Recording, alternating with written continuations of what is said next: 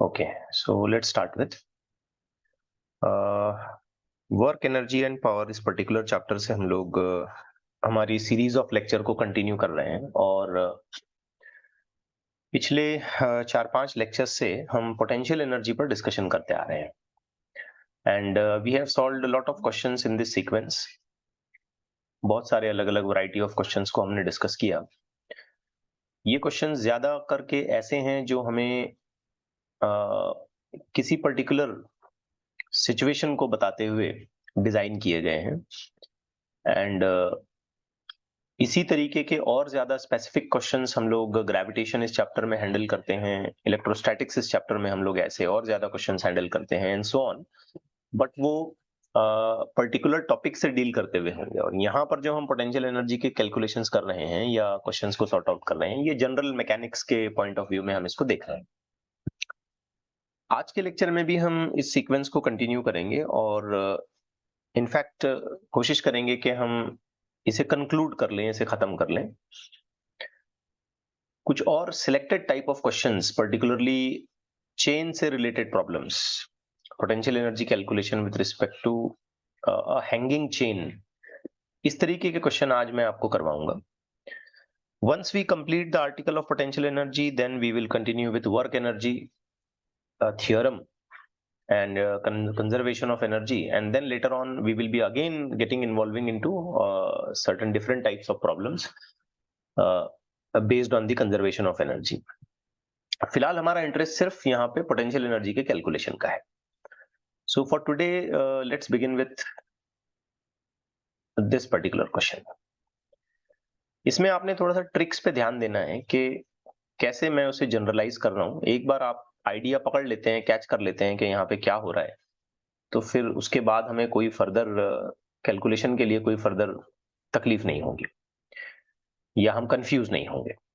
So this is the diagrammatic situation. यहाँ पे हमें बताया जा रहा है कि एक यूनिफॉर्म चेन है जिसका मास m है and the length of the chain is l। सो ये जो पूरी चेन है इसका टोटल मास m है और इसका टोटल लेंथ l है। Now some portion is on the table and some portion is hanging. अब टेबल पर कितना पोर्शन है और हैंगिंग कितना है, इसको कुछ इस तरीके से डिस्क्राइब किया है कि जो हैंगिंग पार्ट है, टेबल के नीचे जो सरफेस के, टेबल के एज से जो नीचे लटक रही है चेन, उसकी लेंथ l/n है। अब जैसे मान लेते हैं कि अगर n2 है, n is 2, तो इसका मतलब ये हुआ बेटा कि हाफ लेंथ हैंगिंग है और हाफ लेंथ टेबल पर है। सही है ना? अगर मैं n को 2 मान लूं तो l/2 हो जाएगा। अच्छा, एक और एग्जांपल देते हैं। मान लेते हैं कि अगर l3 है तो 1/3 लेंथ ये हैंगिंग है और 2/3 लेंथ ये टेबल के सरफेस पर है। सो बेस्ड ऑन के ये n का वैल्यू क्या है, n will be N integer of course greater than 1। सो इस सिचुएशन में n की वैल्यू के हिसाब से हम ये जस्टिफाई करेंगे या ये तय करेंगे कि कितना लेंथ टेबल के सरफेस पर है और कितना लेंथ यहाँ पे हैंग कर रहा है। अब क्वेश्चन में हमसे ये पूछ रहा है कि find work done required to slowly pull the hanging part up to the table. अब हम इस चेन को पकड़ के टेबल के ऊपर खींचेंगे, स्लोली करेंगे ये काम, कोई खास काइनेटिक एनर्जी का यहाँ पे हम इन्वॉल्वमेंट नहीं करेंगे। तो फिर हमसे ये पूछा जा रहा है कि कितना वर्क डन यहाँ पे हुआ। आंसर सिंपल है, पोटेंशियल एनर्जी का रेफरेंस आपने यहाँ पे बनाना है। तो अगर आप यहाँ पे वर्क डन कैलकुलेट करना चाहते हैं तो आपने ये चीज अच्छे से समझ लेनी है कि इस सिचुएशन में वर्क डन हो जाएगा final kinetic energy minus initial kinetic energy, और ऑफ कोर्स ये माइनस होता है, ठीक है ना? तो इसको थोड़ा सा जनरलाइज कर दें और ऐसे लिखें, इनिशियल माइनस फाइनल। करेक्ट हो गई बच्चों बात? Yes sir. अब देखिए, ये प्रॉब्लम अपीयरेंस में काफी टफ लगता है हमको, लेकिन अगर हम इसमें एक प्रॉपर ट्रिक लगा लें, प्रॉपर कैलकुलेशन कर लें, तो हम बड़ी आसानी से इसे सॉर्ट आउट कर सकते हैं। अब स्टेप्स पर ध्यान दें बच्चों। सबसे पहले बच्चों, टेबल के सरफेस को मैं रेफरेंस मानूंगा। रेफरेंस ये जगह मेरी टेबल की सरफेस हो गई। मतलब ये कि टेबल के सरफेस पर चेन अगर आ जाती है तो उसकी पोटेंशियल एनर्जी कितनी हो जाएगी? जीरो। अच्छा, अगर मैंने पूरी पुल कर ली उसको तो फाइनल पोटेंशियल एनर्जी तो जीरो ही हो जाएगी, अगर फाइनल के रेफरेंस में हम बात करें। तो टेबल का सरफेस हमारा रेफरेंस है। अब फिलहाल इतना पोर्शन नीचे हैंगिंग है, इसमें हमें दो बातें यहाँ पे सोचनी है कि इस हैंगिंग पोर्शन का मास कितना है। ये जो पोर्शन यहाँ पे हैंगिंग है इसका mass, mike please n on. by n. Very good बेटा, शाबाश। Mass is equal to capital M by N। बिल्कुल सही है, वेरी गुड। क्यों M बाई N? क्योंकि अगर L टोटल लेंथ है और उसमें का L बाई N इतना पोर्शन अगर नीचे हैंग कर रहा है, तो जारी बात है जो पोर्शन हैंगिंग होगा उसका मास M बाई N हो जाएगा। समझ आई बात? जस्ट इमेजिन करें कि अगर हमारे पास टोटल चेन का मास जो है ना वो 25 किलोग्राम है या 20 किलोग्राम है, चलें आसान करते हैं। अगर हाफ चेन लटक रही है और हाफ चेन टेबल पर है, तो जो हाफ चेन नीचे हैंगिंग है उसका मास कितना होना चाहिए? 10 kilogram. So that makes M by 2 20 by 2 accordingly. तो मास हमने फौरन आइडेंटिफाई कर लिया। दूसरा, ये जो पोर्शन यहाँ पर हैंगिंग है ये रेफरेंस लाइन से थोड़ा सा नीचे है। रेफरेंस मैंने यहाँ पे बनाया तो ये रेफरेंस लाइन से थोड़ा सा नीचे है। अब रेफरेंस लाइन के चाहे आप नीचे जाओ या रेफरेंस लाइन के आप ऊपर जाओ, पोटेंशियल एनर्जी डेवलप होगी, और रेफरेंस वाली जगह पे हमने पोटेंशियल एनर्जी 0 बोलना है। तो रेफरेंस लाइन के नीचे जो पोर्शन है हम उसकी पोटेंशियल एनर्जी को थोड़ी देर के लिए मान लेते हैं इनिशियल। अब लिखेंगे कैसे? तो बेटा आंसर आता है मास M by N G into H। अब आपने ठीक ठाक तरीके से सोच के बताना है कि H कितना है। L by n. नहीं, यहां गलती हुई हमसे। L बाई N नहीं हो सकता बच्चों। अगर मैं L बाई N लेता हूं तो मैंने टोटल लेंथ ली। याद करो एक रॉड के लिए जब हम उसका पोटेंशियल एनर्जी लिखते हैं तो हम हाइट कहां तक लेते हैं? Center of mass. हाँ, उसके सेंटर ऑफ मास तक। मतलब अब हमें क्या करना पड़ेगा कि ये जो पोर्शन यहाँ पे हैंगिंग है, हाइट हमको उसके सेंटर तक ही लेनी पड़ेगी। यहां तक ही हाइट लेनी पड़ेगी हमको, ये हाइट लेनी पड़ेगी हमको सिर्फ, और ये हाइट होनी चाहिए L by 2N। L by N का भी आधा। टोटल L बाई N है ना, तो L by N divided by 2 करो। L by N divided by 2 करेंगे तो ये हो जाएगा ना L बाई 2N। यस और no? Yes. Okay, very good. समझ आ गई बात आपको अच्छे से? ये सो ये हो गया M by N G and then it continues to L by 2N। मतलब इनिशियली जो इसकी पोटेंशियल एनर्जी है वो हो गई बच्चों mgl divided bye 2N square. इतनी इनिशियल पोटेंशियल एनर्जी हो गई। और जब ये चेन पूरी की पूरी पुल करके टेबल के सरफेस पर ले जाएगी तो it will be just coming on the reference line, और रेफरेंस लाइन पर उसकी पोटेंशियल एनर्जी हम मानेंगे 0 है। बस काम खत्म हो गया। अब वर्क डन लिखते हैं। तो इनिशियल पोटेंशियल एनर्जी हो गई mgl divided bye 2N square minus final potential energy हो गई 0। तो इस चेन को पुल करने के लिए टोटल वर्क डन हुआ mgl divided bye 2N square. Clear हो गई बात? Yes, sir. हाँ, इसमें ये बात मैं फिर एक बार रिपीट करना चाहता हूं कि आपको ये समझ में आया कि मैंने इस हाइट को L अपॉन 2N क्यों लिया? Yes sir, centre of Because of center of है ना, mass. Centre of mass. L upon N का भी आधा करना है ना। कई बच्चे सोच रहे होंगे L बाई 2N कहां से आया। मैं हर एक आखिरी स्टूडेंट का ध्यान में रख के ये एक्सप्लेन कर रहा हूँ। L अपॉन N का भी आधा करेंगे, तो इसको अगर मैं मैथमेटिकली रीअरेंज करता हूं तो ये क्या हो जाएगा? L बाई 2N, क्योंकि ये न्यूमरेटर का डिनोमिनेटर जो है डिनोमिनेटर में चला जाएगा। I hope you are getting it right now. Yes, sir. Okay, चलिए अब इसमें एक और वैरायटी का क्वेश्चन आता है अक्सर। अगर हम इसको मैकेनिक्स या लॉज ऑफ मोशन से सॉल्व करने की कोशिश करेंगे ना तो ये बहुत टफ हो जाएगा। ये वर्क एनर्जी से किया तो इतना आसान है ये, याद रखो। अब इसमें मेरा तो आपको सजेशन ये है बच्चों कि आपने ये फॉर्मूला ही याद रखना है। ये फॉर्मूला आपने याद रखना है, ठीक है ना? इसको आप याद रखें।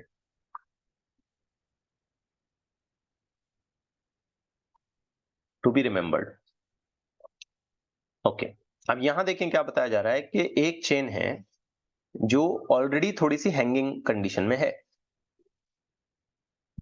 अब हम इसको टेबल के सरफेस पे नहीं खींच रहे हैं, बल्कि हम इसको टेबल के सरफेस से नीचे गिरा रहे हैं। फिर ये पूछ रहा है find the velocity of chain while it leaves the table. तो ऐसे इमेजिन करना है कि ये टेबल पर से गिरती जा रही है चेन, गिरती जा रही है, गिरती जा रही है, गिरती जा रही है, और जब ये ऐसे गिरते गिरते गिरते गिरते इसका लास्ट जो लिंक है वो गिर रहा होगा, तब इसकी वेलोसिटी क्या होगी, ऐसे निकालना है। बहुत आसान है। सबसे पहले तो आप अपना इनिशियल प्रोसीजर वैसे ही अपना लें कि जो टेबल का सरफेस है आप उसको क्या माने, रेफरेंस। आपने टेबल के सरफेस पे रेफरेंस माना। अब मुझे 2-3 चीजों का आंसर करें आप। ये जो पोर्शन हैंगिंग है इसका मास कितना है, M/N. m/n। इसका सेंटर यहां आएगा। इसके लिए अगर मैं पोटेंशियल एनर्जी लिखता हूं तो मैं इसे इनिशियल कॉल करूंगा बेटा, और इनिशियल पोटेंशियल एनर्जी कितनी होगी, m/n g L/2n। सही जा रहे हैं? Yes, sir. Therefore initial potential energy अभी अभी जो हमने निकाली थी mgl डिवाइडेड बाय 2n²। ये हो गया बेटा इसकी initial potential energy. Getting it right? दूसरा, Yes. जब ये पूरा का पूरा चेन जो है ये टेबल के सरफेस से खिसक करके नीचे गिरने लग गया, and it is just coming in a situation कि उसका लास्ट लिंक अब गिर रहा है, तब इस चेन का मास कितना है जब टेबल के M. सरफेस से पूरा सरक गया है, m। इसका सेंटर तो यहाँ आएगा। सेंटर ऑफ मास के रेफरेंस में अगर हम इसकी हाइट अब लेने की कोशिश करेंगे तो कितनी हो जाएगी, L/2। अब तो पक्का है क्योंकि पूरी की पूरी चेन ऐसी हालत में आ गई है, तो इसके सेंटर ऑफ मास से रेफरेंस लाइन का जो गैप है वो कितना लेना पड़ेगा, L/2. ये हमारी फाइनल पोटेंशियल एनर्जी कहलाएगी। तो इसका आंसर हम लिखेंगे mg/L/2 and you may get an answer u final, यानी कि potential energy final is equal to mgl divided by 2। अब आपको यहाँ पे बिल्कुल साफ साफ नजर आ रहा है, दिखाई दे रहा है कि फाइनल पोटेंशियल एनर्जी और इनिशियल पोटेंशियल एनर्जी में कुछ फर्क है, डिफरेंस है कुछ, है ना? Yes. जितनी इनिशियल है उतनी फाइनल नहीं है। तो मन में एक सवाल उठेगा कि भाई फाइनल और इनिशियल पोटेंशियल एनर्जीज में अगर डिफरेंस है तो वो डिफरेंस कहां गया? तो आंसर सिंपल है बच्चों, ये डिफरेंस कन्वर्ट हो गया काइनेटिक एनर्जी में, और उसी काइनेटिक एनर्जी की वजह से वो चेन वेलोसिटी के साथ गिर रही है, उसकी वेलोसिटी आ गई चेन की। ठीक हो गई बात? Yes. तो चेन में डेवलप होने वाली kinetic energy final potential energy और इनिशियल पोटेंशियल एनर्जी का डिफरेंस होना चाहिए। पक्की बात है एकदम? Yes, sir. बहुत आसान है, देखें। अच्छा, काइनेटिक एनर्जी का फॉर्मूला हम लोग एट द एंड क्या लिखेंगे, हाफ mv², बिल्कुल स्टैंडर्ड फॉर्मूला उसका। फाइनल पोटेंशियल एनर्जी हमने अभी अभी लिखी mgl डिवाइडेड बाय 2, और इनिशियल पोटेंशियल एनर्जी हमने सॉर्ट आउट कर ली थी mgl डिवाइडेड बाय 2n का स्क्वायर। याद रखें, काफी इंपॉर्टेंट फॉर्मूला है ये।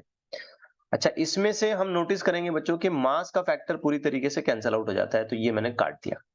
इनफैक्ट ये टू फैक्टर कॉमन लेकर के ये भी कैंसिल आउट हो जाएगा। तो मोर और लेस हमको मिल रहा है v² इज इक्वल टू, अगर हम g और l ये दोनों चीजें कॉमन ले लें तो हम लिख पाएंगे 1 - 1/n²। तो हमको बनाना था इसका फाइनल वेलोसिटी का इक्वेशन, तो ये जाएगा पूरा अंडर रूट में, this will become gl and then under root 1 - 1/n²। तो ये हो गया अपना फाइनल आंसर। ठीक हो गई बात? इतनी वेलोसिटी से चेन गिरती हुई हमको नजर आएगी। डन? Yes. अब मैं 2-3 क्वेश्चन आपके सामने रखने जा रहा हूं जिनके लिए मैं फॉर्मूला दोबारा डेवलप नहीं करूंगा, बस एग्जिस्टिंग फॉर्मूलीज को यूज करने हमको प्रॉपर्ली आना चाहिए। देखें, इसमें क्या बताया जा रहा है कि एक यूनिफॉर्म चेन है L और उसका लेंथ है मास है m and length is L. Now it is laying on the smooth table and 1/3 of its length is hanging. मतलब आप मुझे ये बताएं कि यहाँ पर ये n कितना है, ये जो n है ना 3. 1/3 अगर हैंगिंग कर रहा है तो n कितना है 3. 3। शाबाश। तो 1/3 पोर्शन अगर हैंगिंग कर रहा है तो हमें फौरन समझ में आ गया कि n is equal to 3 over the edge. If g is the acceleration due to gravity, the word required to pull, ऊपर खींचना है उसको, तो पूरा ऊपर खींचने के लिए कितना काम करना पड़ेगा? तो हमने ऑलरेडी आंसर डेवलप किया है इस तरीके से। पुलिंग कंडीशन में आंसर आता है mgl डिवाइडेड बाय 2n²। सही है। ये देखिए ये वाला problem, mgl divided bye 2n²। ये खास इसी सिचुएशन के लिए इस फॉर्मूले को हमने डेवलप किया है कि जब हम पुल करने वाले प्रॉब्लम करें तो हमको ये डायरेक्ट आंसर निकालने का मौका मिले। क्लियर हो गई बच्चों बात? Yes, sir. अब यहाँ पे आपने बस n का वैल्यू पुटअप करना है और आपका आंसर तैयार हो गया। तो ये हो गया mgl डिवाइडेड बाय n का वैल्यू हमें बताया गया 3, 3 का स्क्वायर हो जाएगा 9, 9 इंटू 2 कितना हो गया 18. 18। ये आ गया आपका आंसर, है ना? कितना आसान है ना, देख रहे हैं?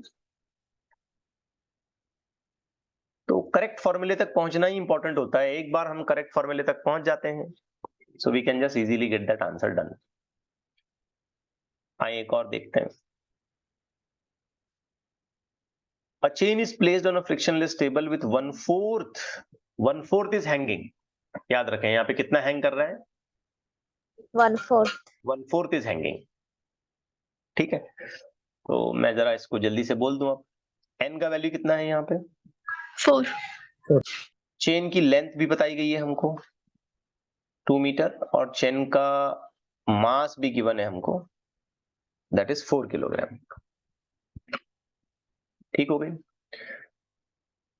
अब क्वेश्चन को थोड़ा सा उसके वर्ड्स को बदला है। The energy need to be spent to pull it back to the table. कितनी एनर्जी लगेगी हमको चेन को दोबारा टेबल पे लाने के लिए। So it's the same thing, work done, और कुछ नहीं। काम करने के लिए तो एनर्जी चाहिए ही। ठीक है, तो एनर्जी नीडेड का मतलब यहां पे हो गया वर्क डन। अब आप ही बता दें ऐसी सिचुएशन में वर्क का क्या फॉर्मूला होता है। mgl by 2n². Very good, mgl divided bye 2n²। m का वैल्यू 4 है, g एज यूजुअल 10, l का वैल्यू 2 है, डिवाइडेड बाय ये 2, और ये हो गया n का स्क्वायर 4 का स्क्वायर हो गया 16। करेक्ट है? Yes, sir. Okay, so this is 16। बस कैलकुलेशन पूरा करना है। So this 2 and this 2 will get cancelled. 40 by 16, 16 to the 38 point 8 बच जाता है, 16 5 the 80, 2.5 जूल। है कि नहीं? कुछ सेकंड्स में सॉल्व हो जाएगा अगर हम ठीक से करने लग जाएं तो। आइए एक और देखते हैं। कुछ कुछ उसी तरीके का है, लेकिन वेलोसिटी के पॉइंट ऑफ व्यू से पूछा गया है।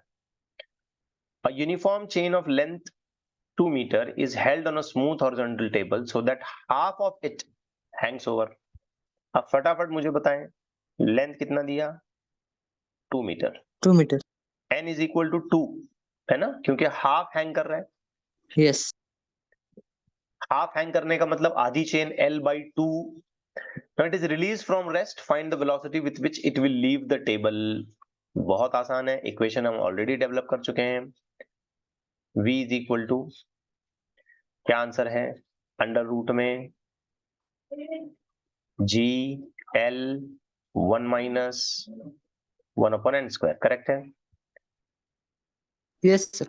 देखिए बेटा, इस प्रॉब्लम के लिए ना ये वाला फॉर्मेट यूज करना है, ये वाला। ठीक है, ऐसी आधी चेन लटक रही थी, हैंगिंग थी, ठीक है ना, और it is just falling down. तो फिर जब वो फॉल कर रही होगी, लास्ट लिंक जब उसका गिर रहा होगा, तो उस सिचुएशन में वेलोसिटी निकालनी है। So we have now everything available with us. This is 10, l का वैल्यू है 2, ब्रैकेट में चलेगा 1 माइनस 1 बाई n, n का वैल्यू 2 है, उसका स्क्वायर करेंगे तो 4। So this will take under root में 20 इंटू 3/4। ठीक है, 4 माइनस 1/4, 3/4, 15 अंडर रूट 15, 4 5 से कटेगा, 5 इंटू 3 15। अच्छा, 15 मतलब किसका नियरेस्ट स्क्वायर रूट हो सकता है? ये 2 का तो नहीं होगा, 6 का भी नहीं होगा, 36 चाहिए उसका 3.5. नियरेस्ट, 4. है ना? सिंपल, अप्रोक्सीमेट करना है। 16 होगा तो 4 हो जाएगा, तो it is very nearest to 4। ठीक हो रही है बात? ओके, आइए अब कुछ थोड़े से डिफरेंट वैरायटी ऑफ क्वेश्चन करते हैं। अब ये क्वेश्चन बहुत खास है, इनमें हमको कुछ मैथमेटिकल कंसिडरेशंस करने हैं, बहुत ध्यान से देखें। Find the potential energy of the chain kept on the semi spherical surface. एक सेमी स्फेरिकल सरफेस है, अब हमें इसके लिए पोटेंशियल एनर्जी निकालनी। तो ये है बच्चों पहला अरेंजमेंट, ये पहला अरेंजमेंट है। For this chain we want to find out the potential energy. आप कह सकते हो कि चेन का मास जो है यहाँ पे टोटल मास m है, दिया नहीं है लेकिन हम यही अजम्पशन करेंगे। अब इसके लिए पोटेंशियल एनर्जी निकालनी है, तो ये थोड़ा सा कैलकुलेशन में आएगा। मैं आपको इसको सबसे पहले तो एक शॉर्टकट मेथड से, सॉरी, एक पहले पूरा डिटेल्ड अप्रोच में बताता हूं कि कैसे सॉल्व करना है, और फिर हम उसके बाद इसका एक शॉर्टकट मेथड भी लेंगे और उससे भी हम इसको सॉल्व करने की कोशिश करेंगे। ठीक हो रही है बात? यस लेट्स से कि यहां पे इसका सेंटर है, ठीक है। अब जो चेन जिस हिसाब से रखी गई है, अगर मैं इसका एंगुलर कंसिडरेशन करता हूं तो ये 0 एंगल पर इसका लिंक आएगा, और ऐसे चेन बढ़ते बढ़ते बढ़ते बढ़ते बढ़ते बढ़ते बढ़ते यहां 180 डिग्री आ जाएगा घूम के। ठीक है, तो हम क्या करते हैं बच्चों, कहीं भी अपनी मर्जी से इसके एक छोटे से पोर्शन को कंसिडर करते हैं, बिल्कुल हल्का सा। देखा आपने, मैं दो, या आपको थोड़ा समझ में आया इसलिए 3 लिंक ले रहा हूं, हल्का सा पोर्शन। कहां कंसिडर किया आपने इसको? तो आप कह सकते हैं बच्चों कि एंगल थीटा पर आपने ये लिंक कंसिडर किए, और इस लिंक की अपनी खुद के लिए करस्पॉन्डिंग एंगल आप बना सकते हो डी थीटा। मानो जैसे आपने यहाँ पे छोटा सा एलिमेंट चॉइस किया, अब ये तो मैंने काफी बड़ा बनाया, उससे भी छोटा होना चाहिए, एकदम छोटा। ये डायग्राम में आपको थोड़ा सा विजिबिलिटी मिले इसलिए मैं थोड़ा बड़ा बना रहा हूं। तो हमने एक एलिमेंट कंसिडर किया, element of mass DM. DM mass का हमने बच्चों यहाँ पे एक एलिमेंट कंसिडर किया। अब ना हम सबसे पहले इस डीएम मास की पोटेंशियल एनर्जी को लिखने की कोशिश करेंगे, डीयू बोलेंगे हम इसको। पूरी चेन की बाद में लिखते हैं, पहले इस डीएम मास की तो लिख लें। तो पोटेंशियल एनर्जी का फॉर्मूला क्या होता है? mg जगह डीएम आ जाएगा, g into h, whatever the h it does have. अब सवाल है कि इसका एच कैसे निकालें। तो बच्चों इसका एच हम लोग कुछ इस तरीके से निकालेंगे। ये देखो, ये हो गया इसका एच, करेक्ट है। अब ये मैं हालांकि यहां से दिखा रहा हूं, लेकिन ये बहुत छोटा सा एलिमेंट होता तो ऐसा कोई फर्क नहीं होता ना, मैं बराबर सेंटर से ही दिखा रहा होता उसको। करेक्ट है बात? यस बेटा? यस सर अच्छा, ये चीज रेडियस है आर। अगर मैं यहां पे ये ट्रायंगुलर रेफरेंस ले लेता हूं, और इस ट्रायंगल में अगर मैं साइन थीटा लिखता हूं, sine theta, h/r very good, तो ये हो जाएगा h बाई आर। तो फौरन हमको पता चला कि h is equal to r sine theta. तो इस बात से हमें खुश होना चाहिए, हम पोटेंशियल एनर्जी लिखेंगे dm g r sine theta. अब फिर एक और चीज में हम लोग अटक रहे हैं, ये डीएम कितना है? डीएम एक लेंथ एलिमेंट है, पूरी चेन में से हमने एक छोटा सा लेंथ एलिमेंट हमने चॉइस किया। तो याद रखना, डीएम लिखने का एक खास तरीका है, इसे हम लिखते हैं mass per unit length multiplied by length of element. ये इससे पहले भी मैं आपको कॉलेज वाले लेक्चर्स में इसको डिटेल में एक्सप्लेन कर चुका हूं, ठीक है, जब हम सेंटर ऑफ मास पढ़ रहे थे खास। याद आ रहा है कुछ? अगर चॉइस किया गया एलिमेंट हमारा एरिया में है तो हम क्या लिखते हैं? Mass per unit area multiplied by area of element. और अगर चॉइस किया हुआ एलिमेंट हमारा वॉल्यूम में है तो हम लिखते हैं mass per unit volume multiplied by volume of element. Correct हो रही है बेटा बात? ये Yes. Yes, sir. अक्सर हम इस मास पर यूनिट लेंथ को लीनियर मास डेंसिटी भी बोलते हैं, ठीक है ना। ये चीजें हम ऑलरेडी सेंटर ऑफ मास वाले कैलकुलेशन में काफी हद तक पढ़ चुके हैं। एनीवेज जरा आगे बढ़ते हैं। अब मास पर यूनिट लेंथ का मतलब होता है total mass upon total length.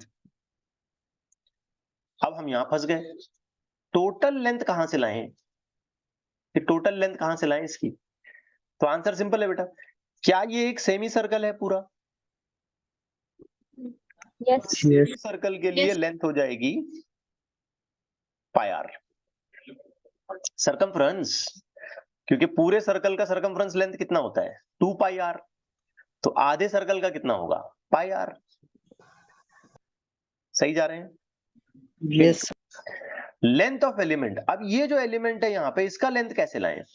बेटा अगर तुम बहुत ध्यान से देखोगे तो इसका लेंथ हम आर्क लेंथ के फॉर्मूले से लिख सकते हैं आर डी थीटा। आपको याद है आर्क लेंथ का formula? Just for your revision, just for your understanding, मैं यहाँ साइड में लिख रहा हूं, देखो ध्यान से। आर्क का लेंथ कैसे लिखते हैं हम? एंगल मल्टीप्लाइड बाय रेडियस, ऐसे ही लिखते हैं ना? Yes, sir. तो इसका एंगल कितना है डी थीटा, इसके लिए जो एंगल बना वो डी थीटा है, और इस चीज के लिए जो रेडियस है वो आर है, तो इसकी लेंथ कितनी हो गई? RDC. Are d theta. तो बेटा कंटिन्यू करते हैं और यहां आते हैं हम लोग आर डी थीटा। अच्छा अब आर आर फैक्टर यहीं से निपटा दो, कैंसिल कर दो, तो हमें पता चलता है कि dm is equal to m upon pi into smaller angle d theta. अब हम वापस आते हैं पोटेंशियल एनर्जी के कैलकुलेशन पे। आइए पोटेंशियल एनर्जी के कैलकुलेशन पे वापस आते हैं। तो पोटेंशियल एनर्जी का ये वाला इक्वेशन जो अभी अभी हमने बनाया था उसी को दोबारा यूज करते हैं। तो ये हो गया du यानी कि small potential energy for this portion, only this portion, पूरी चेन की तो बाद में बात करनी है। तो dm हटा दो, उसकी जगह लिखो उसकी इक्वेशन m अपॉन पाई, फिर g r साइन थीटा, और डी थीटा बच गया था, मैंने उसको लास्ट में लिखा जानबूझ के, ठीक है। अब सोचें बच्चों कि ये पोटेंशियल एनर्जी ना सिर्फ इतने छोटे से पोर्शन के लिए है, अब हमें निकालना है पूरी की पूरी चेन के लिए। तो क्या इस पूरी चेन में ऐसे छोटे छोटे छोटे छोटे बहुत सारे एलिमेंट्स होंगे, और Yes. उन बहुत सारे एलिमेंट्स की पोटेंशियल एनर्जी को जब हम जोड़ेंगे, कंबाइन करेंगे, तो क्या हमें टोटल पोटेंशियल एनर्जी मिल सकती है? Integration. Yes, Integration. तो यहां पर मैथमेटिकल पॉइंट ऑफ व्यू से हम इसे जोड़ेंगे का मतलब है कि इंटीग्रेट करेंगे। तो total potential energy find out करने के लिए, यू फाइंड आउट करने के लिए हम इस स्मॉलर एलिमेंटल पोटेंशियल एनर्जी को इंटीग्रेट करेंगे। अब सवाल ये पैदा होता है कि इसका इंटीग्रेशन हम किन लिमिट्स पर करें।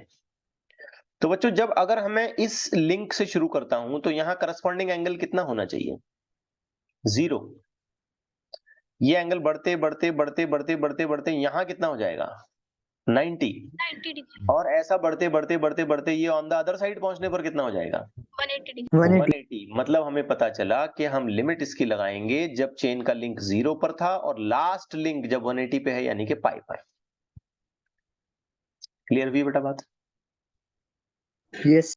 अब du को इंटीग्रेट करने का मतलब है कि ये सारा कुछ, तो मैं तो देखता हूं कि इसमें m कांस्टेंट है, पाई कांस्टेंट है, g कांस्टेंट है, r कांस्टेंट है, तो ये जो नंबर्स कांस्टेंट है यहाँ पे उनको इंटीग्रेशन साइन से बाहर लिखते हैं और बाकी सबको अच्छे से इंटीग्रेट करते हैं, तो हमको मिल रहा है mgr डिवाइडेड बाय ये हो गया पाई। करेक्ट हो रही है बात? Integration is running from 0 to pi sine theta d theta. Now what is the integration of sin theta? minus cos theta. Very good, shabash. Minus So cos this will theta. become mgr divided by pi minus of cos theta, limits running from 0 to pi.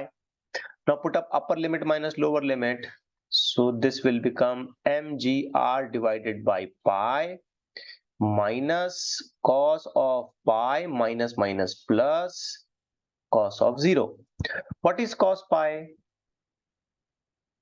-1. Minus 1, minus minus चलो लिख ही देते हैं, mgr divided by pi, bracket में आएगा 1 + 1। cos 0 तो 1 ही होता है, cos पाई -1 minus minus +1 +1 दोनों मिला के फाइनल आंसर तैयार हो गया हमारा। क्या हुआ? 2 mgr divided by pi, that's it, बात खत्म। तो इतना लंबा चौड़ा कैलकुलेशन हमको यहाँ पे करना पड़ा। अब मैं आपको एक और बड़ी मजेदार बात बताता हूँ, इसका एक शॉर्ट ट्रिक भी है, बड़ा आसान सा ट्रिक, बहुत बहुत बहुत बहुत आसान। ये है अपना चेन का अरेंजमेंट। अगर इस पूरी चेन के लिए मुझे पोटेंशियल एनर्जी लिखनी है ना, तो मैं ऐसे लिखूंगा, ध्यान से देखो बेटा, mgh, लेकिन मैं हाइट लूंगा इसके सेंटर ऑफ मास की। That's it, that's it. Height किसकी लूंगा मैं? Centre of centre mass. Of mass. हाँ, अब ये जो चेन है ना, इसकी सेंटर ऑफ मास यहाँ कहीं आती है, यहाँ कहीं इसका सेंटर ऑफ मास आता है। और केयरफुली देखने पे ये सेंटर ऑफ मास के लिए, सेंटर ऑफ मास जब हम पिछले चैप्टर में पढ़ रहे थे तो मैंने पूरे टेबल बना के आपको ये सारी चीजें दी हुई हैं, अवेलेबल है आपके पास। एक सेमी सर्कुलर आर्क के लिए उसका सेंटर ऑफ मास लोकेटेड है 2r/π। स्टैंडर्ड रिजल्ट है ये रिजल्ट याद रहने चाहिए आपको। 2r/π, तो सेंटर ऑफ मास इतना ऊपर है। तो फाइनल आंसर बता दो, अब खत्म करो कहानी, क्या आएगा आंसर? mg 2r/π, यानी कि फाइनल आंसर हुआ 2 mgr/π। 2 mgr/π। अब आप हो सकता है मुझसे थोड़ा सा नाराज हो जाए कि सर ये एक तो इतना दिमाग को तान दिए तुमने, टेंशन दी हमारे को, आंसर तो इतना सिंपल था, है ना? So this is how we will do it, ऐसे करेंगे उसको। बात समझ आ रही है? Yes sir. लेकिन ये अप्रोच अडॉप्ट करने के लिए हमको स्ट्रिक्टली पता होना चाहिए कि सेंटर ऑफ मास की हाइट कितनी है। हाइट पता होनी चाहिए, उसकी सेंटर ऑफ मास की एक्स एक्सिस वाली वैल्यू नहीं पता होनी चाहिए हमको उसकी वाई एक्सिस वैल्यू पता होनी चाहिए, हाइट पता होनी चाहिए, तभी हम लिख पाएंगे। क्योंकि पोटेंशियल एनर्जी में हमें हाइट से मतलब होता है। रेफरेंस लाइन ये बना लिए तो ऊपर कितना है, बस हमें इससे मतलब होता है। गेटिंग इट बच्चों? यस। सर। तो ऐसे इसका आंसर आता है। आप सोचे इसी प्रॉब्लम को अगर हम थोड़ा सा और अलग अप्रोच में ले लें, थोड़ा सा डिफरेंट अप्रोच में ले लें, और आपसे ये सवाल करें कि भाई ये अरेंजमेंट है, इसका पोटेंशियल एनर्जी निकालो, इसका, तो सारी कहानी जैसी की वैसी चलेगी, सिर्फ दो चेंजेस होंगे, दो चेंजेस। बिल्कुल वैसे ही काम करना होगा जैसे मैंने यहाँ पे एलिमेंट चॉइस किया, ये किया, वो सब कुछ फर्क नहीं, एवरीथिंग इज सेम। सिर्फ दो चेंजेस होंगे। सबसे पहला चेंज डीएम का होगा। आप सोचो बेटा, डीएम में मास पर यूनिट लेंथ लिखते वक्त सेमी सर्कल है इसलिए पाई आर लिखा है कि नहीं? यस। अब यहाँ क्या है, सेमी सर्कल का भी आधा है, तो डीएम कैसे लिखूंगा? अगर मैं कोई डीएम यहाँ पे चॉइस कर रहा हूं, जस्ट इमेजिन करो मैंने यहाँ पे कोई डीएम चॉइस किया, तो मैं डीएम कैसे लिखूंगा? अगर सोचो तो मैं ऐसे लिखूंगा, क्योंकि पूरी चेन यहां तक रहती तो क्या लिखता मैं? पाई आर। हाँ, तो अब तो आधी चेन है, 90 डिग्री तक ही है सिर्फ, तो क्या लिखना चाहिए? पाई आर का भी आधा ना, पाई आर बाई 2 यस। इनटू वो आगे का जो लेंथ है वो तो जैसा है वैसा आएगा, आर डी थीटा। इसमें कोई फर्क नहीं होगा, आगे की लेंथ हम वैसे ही बनाएंगे जैसे मैंने यहाँ पे इसको ऐसे लिया, ये ऐसे लिया, ये थीटा हो गया, ये डी थीटा हो गया, ये आर हो गया, ये हाइट एच हो गई, सब कुछ वैसा ही। बात समझ आ रही है बेटा? Yes sir. हाँ, तो अगर इस सिचुएशन में हम पोटेंशियल एनर्जी को फाइनलाइज करते हैं तो ये small amount of potential energy हमारी ऐसी आएगी। इनफैक्ट यहां से सबसे पहले मैं ये आर और आर काट दूं और इस डीएम को मैं लिख दूं 2m divided by pi into d theta. तो ये हो गया बेटा 2m divided by pi into g into r sine theta into d theta. ये एग्जैक्टली वैसा ही आया। ठीक हो रही है बात? यस। आप बताओ कि अगर मैं टोटल पोटेंशियल एनर्जी लिखना चाहता हूं तो इंटीग्रेशन करूंगा ना? ऐसा नो? Yes sir. लेकिन इंटीग्रेशन की लिमिट क्या लगाऊंगा? यहां गड़बड़ हो रही है। 0 to 90. 0 to 0 to 90। शाबाश, 90. बिल्कुल सही बेटा, वेरी गुड। क्योंकि हमने आधा ही इस्तेमाल करना है। अगर मैं ये पूरा इस्तेमाल करता तो मैं इधर से 0 लेके इधर 90 तक गिन लेता। चलो ठीक है, कैसा भी गिनो, इधर से गिनो या इधर से गिनो, कोई फर्क नहीं पड़ता है। लेकिन हमने तो आधा ही इस्तेमाल करना है। तो अगर फुल लेंथ रहती हमारी तो हमने 0 से लेके पाई बोला। अब तो आधा इस्तेमाल करना है, तो आधे के लिए हम बोलेंगे इसकी लिमिट लगेगी 0 से लेकर के π/2। ठीक है, चलो थोड़ा सा काम करके देखते हैं। यहाँ पे 2 बाहर आ गया, m बाहर आ गया, पाई बाहर आ गया, g भी बाहर आ गया, इंटीग्रेशन में से r भी बाहर आ गया। 0 से π/2 साइन थीटा डी थीटा। ठीक हो रही है बात? इंटीग्रेट करो। 2mgr/π, इंटीग्रेशन क्या आएगा?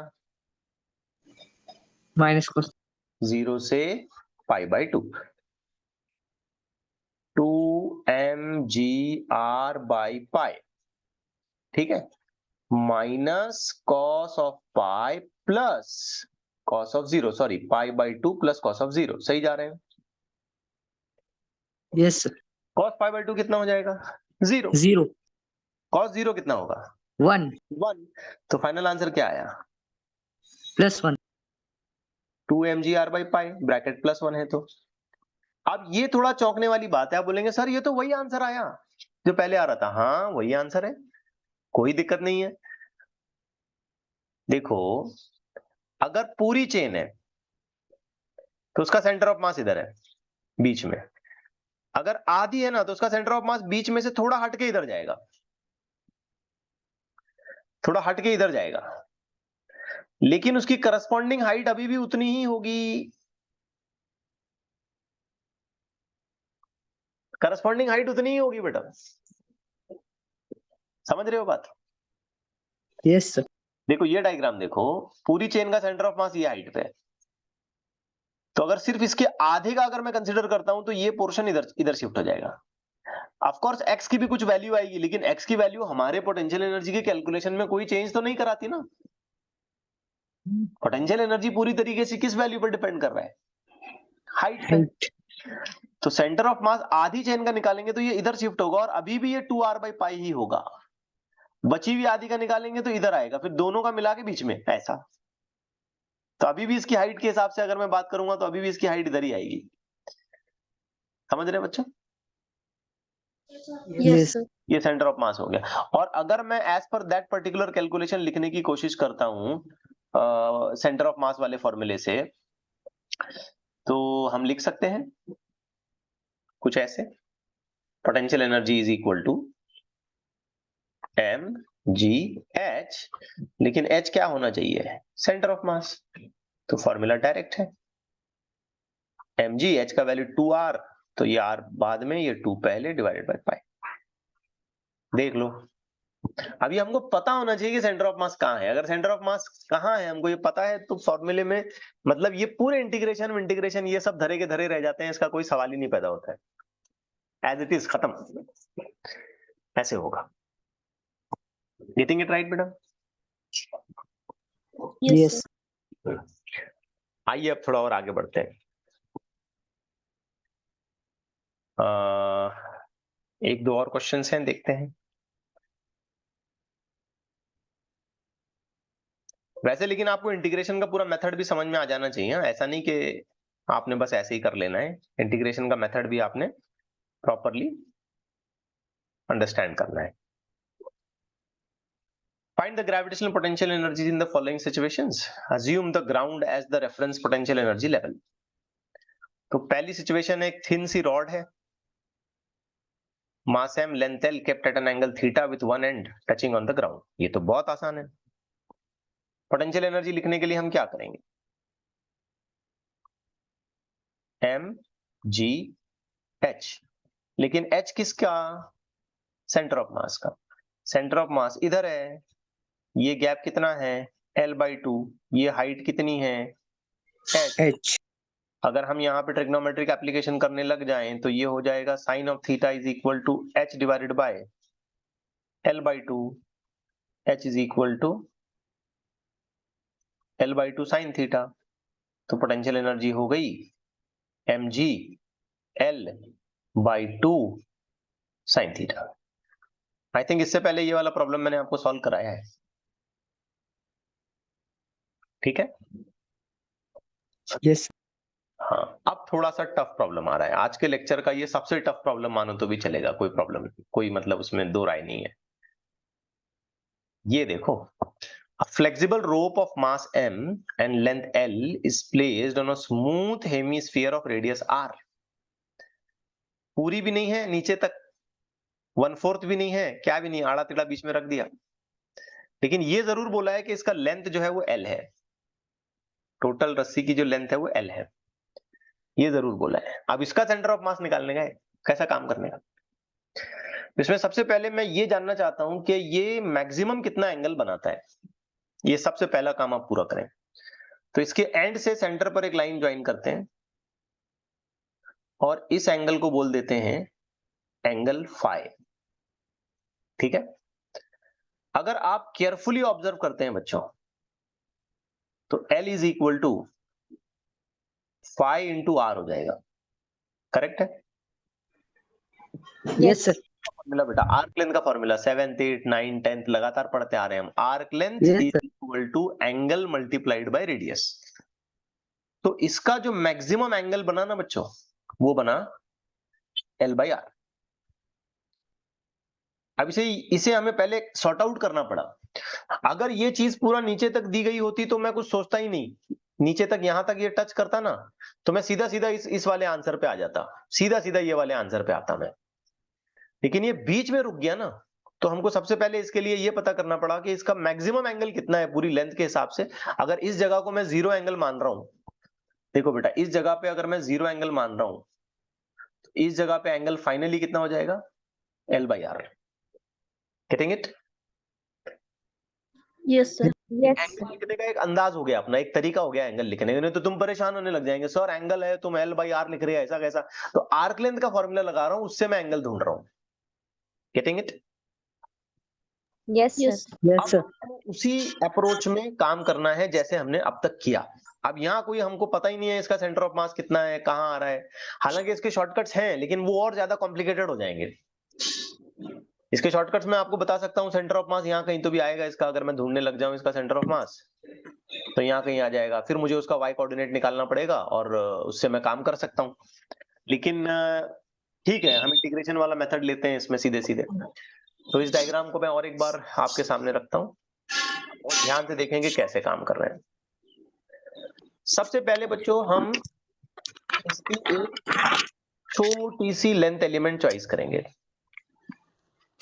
वैसे ही काम करें जैसे अभी हमने चेन के लिए किया। ये लेंथ एलिमेंट आप कहां चॉइस कर रहे हैं, तो आप बोलेंगे थीटा पे जाके एक छोटा सा लेंथ एलिमेंट आपने यहाँ पे चॉइस किया जिसका मैग्नीट्यूड है d थीटा। ये मैं यहां लिख दूं, कहां लिखूं इसे, यहाँ d थीटा। ठीक हो गई बात? Yes? Yes. Please mic off रखो, देखो आवाज आ रही है किसी के पीछे से। ओके, तो मैंने इंटेंशनली ऐसे इसको थीटा पे जाके डी थीटा के हिसाब से चॉइस किया। एंगल मैं इधर से ही लेना प्रेफर कर रहा हूं, क्योंकि यार नीचे से लूंगा तो पहले ये थोड़ी गड़बड़ हो जाएगी, इसको फिर छोड़ना पड़ेगा हमको। इसलिए मैं जहां से उसका एंड कंफर्म है यहां से शुरू कर रहा हूं, तो इसलिए मैंने एंगल ऊपर से गिनना शुरू किया। यहां से थीटा बोला, थीटा पे जाके डी थीटा। अच्छा, हम जानते हैं इसका रेडियस तो आर है,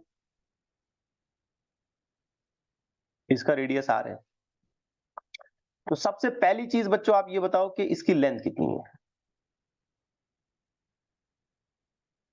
आर डी थीटा, करेक्ट है?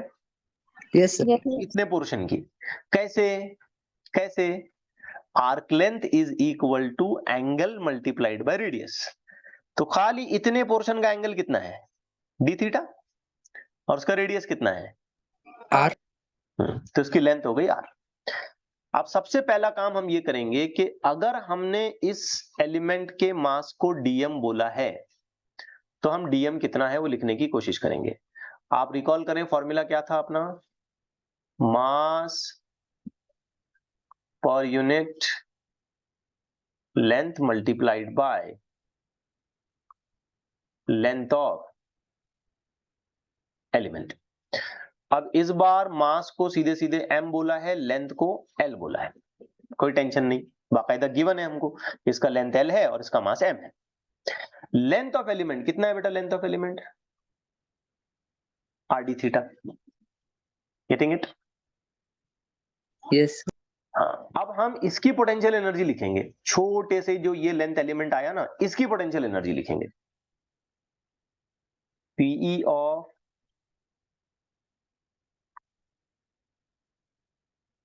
Length element.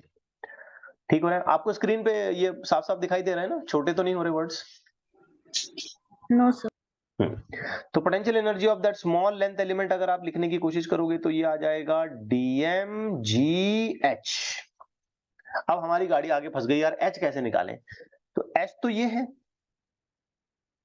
ये h है, ग्राउंड से ये जितना भी ऊपर होगा।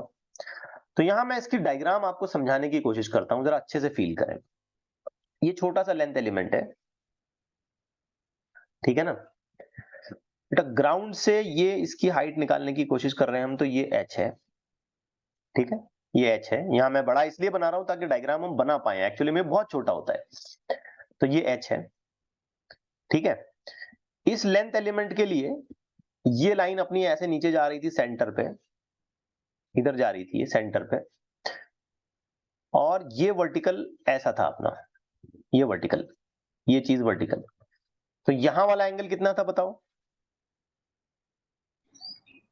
Theta. वेरी गुड, शाबाश बेटा, ये वाला एंगल थीटा। ये बीच में का छोटा बनाओ, एकदम छोटा बनाओ, इसको एकदम छोटा बनाओ तो तकरीबन तकरीबन स्ट्रेट लाइन ही मानी जाएगी ना यहाँ पे। Yes. एकदम छोटा बनाएंगे तो इसको बहुत छोटा, नॉमिनल, एक ड्रॉप के जैसा, एक पॉइंट के जैसा, हल्की सी लेंथ एलिमेंट। तो ये थीटा, अगर ये थीटा है तो श्योरली ये भी कितना होगा? थीटा। Theta. और ये जो लाइन है बीच वाली, इसका वैल्यू तो आर है। अब आपको पिक्चर पूरी समझ में आएगी।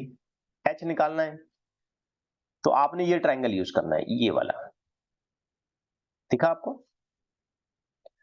इस ट्रायंगल में आपने लिखना है cos of theta. H by R. शाबाश। तो एच कितना हो गया? R cos theta. R cos theta. ये सारी ट्रिक्स ना आपने तेजी से करनी है एग्जामिनेशन में। अभी हम पढ़ रहे हैं इसलिए मैं बहुत आराम से चल रहा हूँ, 10 मिनट 5 मिनट एक न्यूमेरिकल को लेता हूं मैं, लेकिन इसको फास्ट करना है आपने। आप अक्सर हमारे कैलकुलेशन में साइन थीटा आता है, लेकिन यहाँ पे कॉस थीटा आ गया, क्यों पता है? क्योंकि बाकी के सभी कैलकुलेशन में हमने ये जो थीटा एंगल है ये नीचे से ऊपर मेजर किया था, और इस बार हमने ये थीटा एंगल ऊपर से नीचे मेजर किया है। यहां से हमने एलिमेंट को यहां से गिनना शुरू किया। बात समझ आ रही है बेटा? Yes. Yes, sir. हाँ, तो फिर पोटेंशियल एनर्जी पे वापस आते हैं। तो ये हो गया du is equal to dm, dm की जगह उसकी वैल्यू लिखो ml r d theta g, और इस बार h को भी हमने कंफर्म कर लिया r cos थीटा। डन। थोड़ा सा Yes, sir. रीअरेंजमेंट करते हैं, थोड़ा रीअरेंजमेंट ऐसे, m फिर उसके बाद g, 2 बार r है तो r का स्क्वायर, ये नीचे डिवाइडेड बाई l, फिर यहां पे लेते हैं cos थीटा, आगे लेते हैं d theta. Okay with this? बस हम लोग बस अब एंड पर पहुंच रहे हैं। पूरी पोटेंशियल एनर्जी निकालने के लिए हमको क्या करना चाहिए? क्या Final ऐसे छोटे छोटे एलिमेंट्स जिससे मिलके ये पूरी रोप बनी होगी, उसको क्या करें हम? इंटीग्रेट करें। Integrate. Very good. तो ये इंटीग्रेशन करना पड़ेगा इसका। लेकिन सवाल ये पैदा होता है कि इस इंटीग्रेशन में हम एंगुलर लिमिट्स क्या लगाएं? तो यहां इस डायग्राम पे वापस आओ, ये मैंने आपको समझाया था। शुरू कहां से कर रहे थे? 0. और मैक्सिमम एंगल कितना हो रहा था हमारा? L by R. Five. L by R. Five, five बोलने के लिए बोलेंगे तो फाइव, लेकिन फाइव का वैल्यू कितना सर्च किया था हमने? L by R. L by R. तो अभी आपको कंफ्यूजन ना हो इसलिए मैं ऐसे लिखता हूं कि शुरू हमने किया 0 से, और मैक्सिमम एंगल जो इसका था ये 5 था, और बाद में हमको ये पता है कि 5 का एक्चुअल वैल्यू ऑफ कैलकुलेशन करते हैं तो L by R आ जाएगा, आर्क लेंथ वाले फॉर्मूले से। अब इंटीग्रेट करने जब हम जाएंगे इसमें, तो हम देखेंगे बेटा कि जो कांस्टेंट टर्म्स हैं वो तो इंटीग्रेट नहीं होंगे, तो इंटीग्रेशन से उसको बाहर लाओ। So we will be getting mgr² divided by l, ये फैक्टर्स बाहर हो गए इंटीग्रेशन से। Sin theta. 0 से लेके 5 cos थीटा d थीटा। अब आपको बार बार सिखाया गया है cos थीटा का इंटीग्रेशन क्या होगा, sin theta. sin थीटा होगा। So that will be mg r square divided by L. This will take a value of sin theta and limits will be 0 to 5. Upper limit minus lower limit करें। So mg r square divided by L. This will be sin of phi minus sin of 0। अच्छा, अब sin 0 तो कुछ नहीं होता है, ये तो निपट गया, ये तो 0 हो गया, बचा क्या, sin of phi। तो final answer mg r square divided by L into sin of phi, ये हमारा फाइनल आंसर है। बट हमने इसमें एक और सब्स्टिट्यूशन करना है कि हमने phi का वैल्यू ऑलरेडी निकाल लिया है। कितना बार निकाला हमने phi का value, L by L by R। तो हमने इसमें एक और सब्स्टिट्यूशन करना है और इसको फिर आंसर को फाइनल करना है। और अगर हम इस आंसर को फाइनल करते हैं तो हम इसे कुछ ऐसे लिख सकते हैं, U is equal to mg r square divided by L into sin of L by R। Options में इस तरीके से आ सकता है, थोड़ा देख के भी डर लगता है ना, sin of L by R कहां से आया। सो ये है इसका फाइनल आंसर। ठीक है, ये Yes. काफी इंटरेस्टिंग क्वेश्चंस हैं, इसमें थोड़ा बहुत हमको इंटीग्रेशन यूज करना है। अगर हम ये जानते हैं कि इसका करस्पॉन्डिंग एंगल कितना है तो सेंटर ऑफ मास वाले कंसेप्ट से भी हम इसको सॉर्ट आउट कर सकते हैं। मैं ये आपके स्किल्स पर छोड़ देता हूं, आपकी अपनी अंडरस्टैंडिंग पर मैं इस बात को छोड़ देता हूं कि आप चाहें तो सेंटर ऑफ मास वाला कंसेप्ट लगा के करें जैसे मैंने यहाँ पे आपको बताया, या आप चाहें तो पूरे इंटीग्रेशन से करना चाहें तो पूरे इंटीग्रेशन से करें, आपके ऊपर है। मैंने दोनों चीजें आपको समझाई हैं। सेंटर ऑफ मास अगर आप आसानी से फाइंड आउट कर सकते हो, आपको डेटा याद है उसका, तो उससे कर लें। या आप अगर मजबूर हैं, आपको पता नहीं है कि सेंटर ऑफ मास कहाँ लोकेटेड है उसका, तो फिर फुल इंटीग्रेशन वाला मेथड आप यूज करें। और ये भी आप तेजी से कर सकते हो अगर आप प्रैक्टिस करें तो। ठीक है, okay. Yes, sir. yes, sir. Now let's take one last question for today. और इनफैक्ट पोटेंशियल एनर्जी वाले कैलकुलेशंस के इलस्ट्रेशंस में ये हमारा आखिरी क्वेश्चन होगा। इसके बाद फिर हम इंशाल्लाह वर्क एनर्जी थ्योरम पर बात करेंगे। एज आई कंसिडर, ये क्वेश्चन जो है ये जेई या नीट के एग्जामिनेशन में अलग अलग तरीके से इसी में थोड़ा बहुत वेरिएशन करते हुए 2-3 बार पूछा गया है। डेटा थोड़ा सा इसमें चेंज करके 2-3 बार ये क्वेश्चन पूछा गया है। इसमें बताया जा रहा है कि एक डायटोमिक मॉलिक्यूल है, उसके बीच में कुछ इंटरैक्शंस हो रहे हैं and so on, electron proton वाली बात है। बाकी कहानी को इग्नोर करना है, कंजर्वेटिव फोर्स है ये ध्यान देना है, और पोटेंशियल एनर्जी इतनी है ये ध्यान देना है आपने। ठीक है, where r is the distance between the two atoms, u naught and positive constant. Develop expression for force। बस, बाकी तो अपने को उसकी कहानी पे ध्यान ही नहीं देना है। हमसे बोला गया है भाई एक्सप्रेशन फॉर फोर्स निकालें, और हमको अवेलेबल करा के क्या दिया है इसने, पोटेंशियल एनर्जी का इक्वेशन। अब आप मुझे बताएं कि पोटेंशियल एनर्जी की इक्वेशन अगर मुझे गिवन है तो एक्सप्रेशन फॉर फोर्स कैसा आएगा, कुछ ऐसा, बस और क्या। If it is for x then x, if it is for y then y, if it's for z then डबा x डबा y डबा z ऐसे भी हो सकता है। If it is for r then r, कोई टेंशन वाली बात नहीं है। समझे बात को? Yes, sir. Yes, sir. बस, तो फोर्स की इक्वेशन पहले बना लेते हैं, बाकी का बाद में देखेंगे। तो ये minus D by D R. अब मैं चाहता हूं आप जरा नोटिस करें, यू नॉट, ठीक है, ये अपना करली ब्रैकेट लग रहा है, a raised to 12 r raised to minus 12 minus a raised to 6 r raised to minus 6। क्या कहते हो? Yes, sir. अगर मैं ऐसे लिखूंगा तो मैं डिफरेंशिएशन आसानी से कर पाऊंगा। डिफरेंशिएशन करने में मुझे जरा हेल्प मिलेगी। अब डिफरेंशिएट करते हैं। आया ना बेटा, सबको समझ में ही है? ये r मैंने डिनोमिनेटर से उठा के न्यूमरेटर में ले लिया, तो पावर इनवर्स करनी पड़ेगी मुझे उसकी। ये r रेस टू पावर 6 है और मैं इसको उठा के न्यूमरेटर में लाता हूं तो पावर इनवर्स करनी पड़ेगी, -6 लिखना पड़ेगा। ठीक हो रही है बात? Yes, sir. Yes. अब डिफरेंशिएट करते हैं, ये हो गया minus u naught. a raise to 12 का हम कुछ नहीं बिगाड़ सकते, वो तो कांस्टेंट है कि नहीं? वो तो कांस्टेंट है। ए रेस टू 12 को कुछ नहीं कर सकते। Integration or, sorry differentiation r के पॉइंट ऑफ व्यू से बताओ क्या होगा। -12 R raised to -13. -13, शाबाश। n -1 -12 -1, समझे नहीं समझे? Yes, sir. Yes, sir. Okay अच्छा, ये माइनस माइनस अब प्लस हो जाएगा, प्लस a रेस टू 6 को हम कुछ नहीं कर सकते, 6 r रेस टू -7, क्या कहते हो? -6. -6 को मैंने इधर प्लस कर दिया, देखो देखो, ये माइनस है ना, Yes. ये -6 मैंने प्लस कर दिया इसको। अच्छा, अब ये बाहर भी माइनस था, इसको भूलना नहीं है, इसको हमने अंदर मल्टीप्लाई करना है। तो फोर्स की इक्वेशन अब ऐसी नजर आएगी, यू नॉट, ध्यान से देखो, a raise to 12 r raise to 13 minus 6a raise to 6 r raise to 7, क्या कहते हो? Yes, क्या sir. कहते हो, सही है? It will look like in this way, confirm? Yes. बहुत आसान है बेटा, Yes, कोई sir. खास बात नहीं कर रहा हूं मैं, कोई खास बात नहीं कर रहा हूं, बिल्कुल सिंपल सा डिफरेंशिएशन, थोड़ा सा दिमाग चलाएं बस, डन, फिनिश, खत्म, दैट्स इट।